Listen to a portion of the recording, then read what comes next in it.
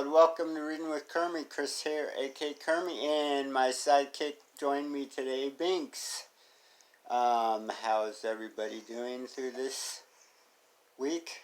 That is now coming to an end. It is Friday, about 6 minutes to 4.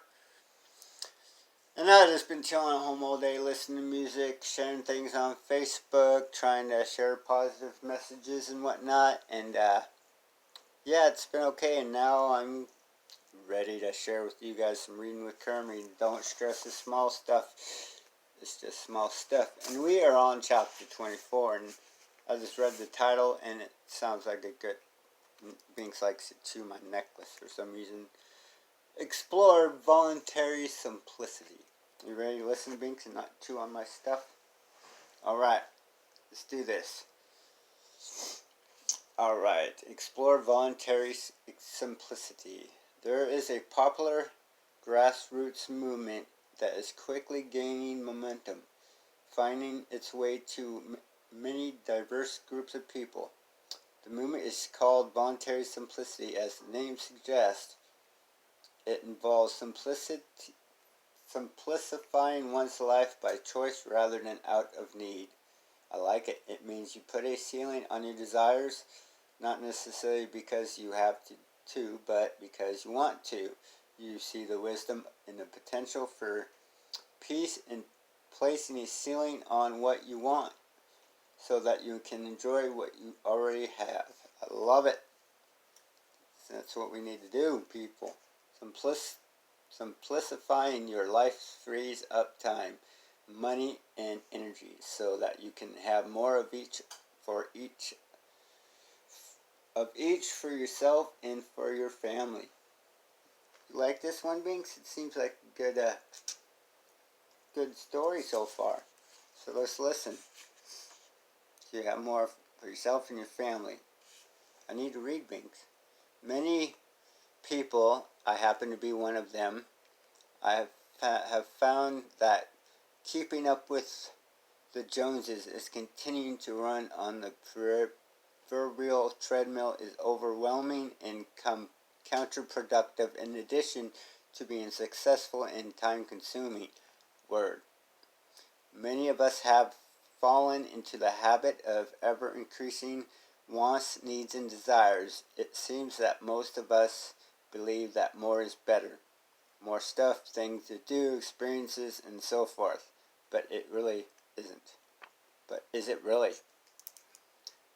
At some point, we get so busy that it prevents us from enjoying our lives. It seems that virtually every minute of every day is scheduled.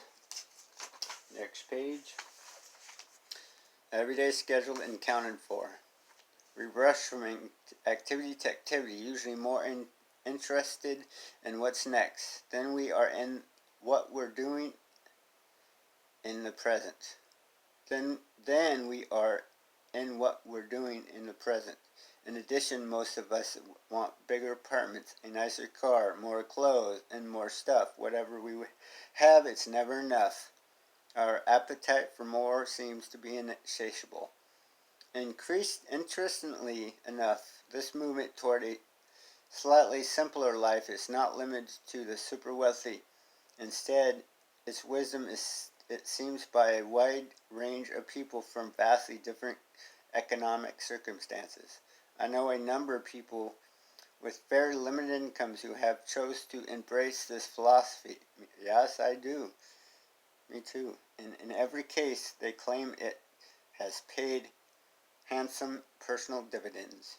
Sometimes simplifying your life can involve major shifts in choosing to live in a smaller, less expensive apartment rather than struggling to pay for a larger one. True. This decision can make your life... I lost my place for a second. Hold on. This decision can make your life less stressful because it will be far easier to pay your rent. Other common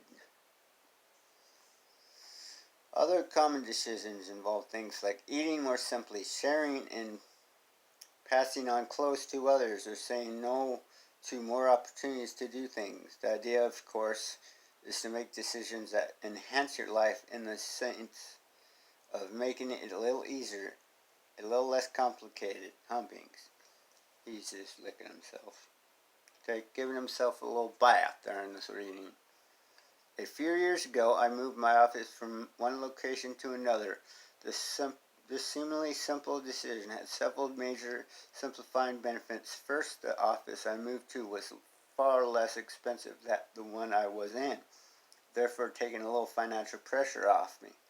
In addition, my new office was only a few miles from my home instead of the 15 I accustomed to traveling. Instead of 30 minutes or more each way, I was now driving less than 5 minutes away. Much better. Since I probably work about 50 weeks a year, I'm saving more than 200 hours a year on this one simple decision. Isn't that amazing how that can work out? Sure, I had a nicer office before, but was it worth it? Looking back, it was clearly not. Got the hiccups, Binks, you alright? It was clearly not. Given the same opportunity, I make the same decision. Indeed, buying or leasing a simpler car saves money and possibly trips to the mechanic. Having fewer things means less things to take care of. And sure, think about worrying about and keep clean. Every item you purchase on credit cards more to pay for, but is also one more bill to pay each month. Having a home with a yard involves gardening and time to care for it. I could go on, but I'm sure you get the picture. Voluntary simplicity is not about giving up everything you own. To the contrary, my dear Watson, there are obviously certain instances when obtaining rather than getting rid of something makes your life easier and simpler. For example, I can't imagine giving up my computer or fax machine. To do so would clearly make my life far more complicated and difficult. In fact, without my computer, I doubt very much that you'd be reading this book right now. I feel that way about my computers too. Watch out. Voluntary simplicity is not about any single decision, nor it is about voluntary poverty. You can drive an expensive car and still be committed to simplicity. You can enjoy, have, and even want nice things and still enjoy a simpler life. It's more of a direction, a series of conscious decisions, and you make because you want to improve the quality of your life. The key is to take an honest look at what's truly important in your life. If you like a little more time, a little more energy, and a little more peace of mind, I encourage you to explore this topic a little more carefully. Whew, that was a long chapter, but it was worth it. I really enjoyed that because it's so true. I've always had the belief that less is more, even when I was a youngster. Of course, back then me and my brothers and sister had unlimited toys everywhere, but as I grew up a little bit, I realized I didn't need much to be happy, and I still don't. I look at my stuff now.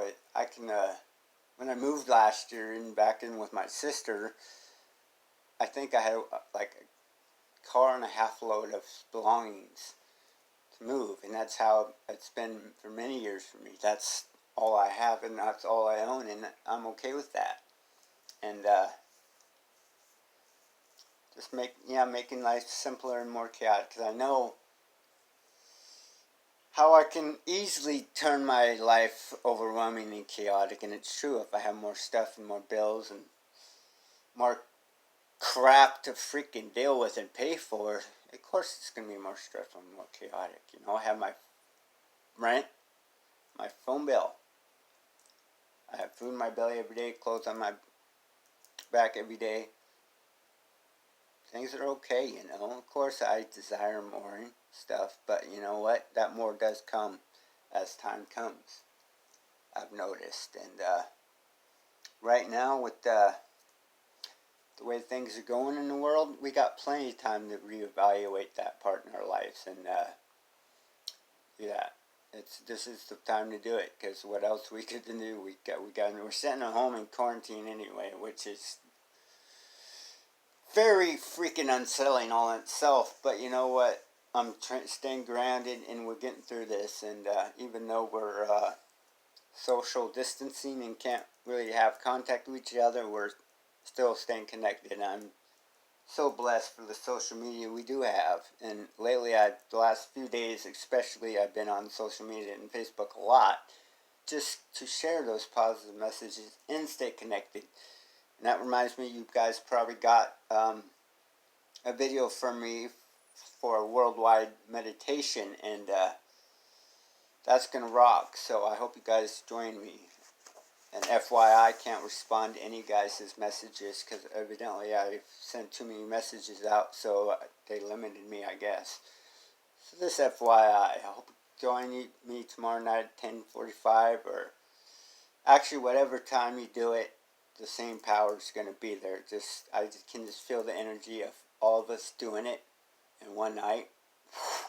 What a release and healing that could be, right? But with the reading, Simplification, what was the title of it anyway? Explore Voluntary Simplicity. You know, I'm volunteering myself for that peace in my life every day. I know things come up, but my life, for the most part, is simplified. You know, I don't put too much in it, and I leave space for more awesomeness to come and show up. You know, because I'm a pretty freaking awesome guy, I would say. So, that's just what it's going on. So, on that note, I hope you guys are really taking this time to maybe look within and see what can maybe improve in your life, because that's what I'm doing. I don't know what I'm going to do after this quarantine's over. You know, I want to go back to school, that's for sure, and continue that. So that's still open. But anyway, I love you guys, and I got some of my exercises that I haven't done today, so I'm going to get on my exercise videos before my sister gets home, so I have room to do it. So on that note, I love you guys, and I hope you guys have a great, great night. Peace be with you all.